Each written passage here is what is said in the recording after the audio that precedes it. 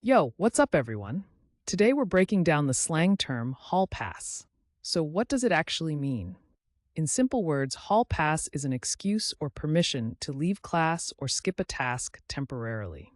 People use it when someone needs to step away from their current responsibility for a short time.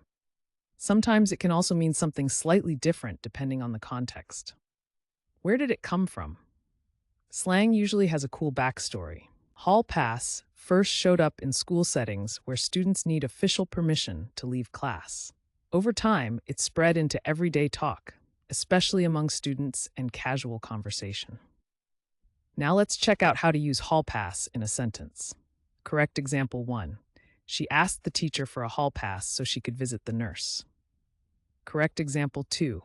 I forgot my hall pass, and now I have to sit out in the hallway until class ends. And for laughs, here's a wrong example.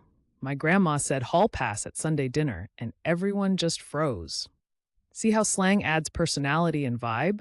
Using hall pass right makes you sound natural, but using it wrong can be hilarious. Quick recap.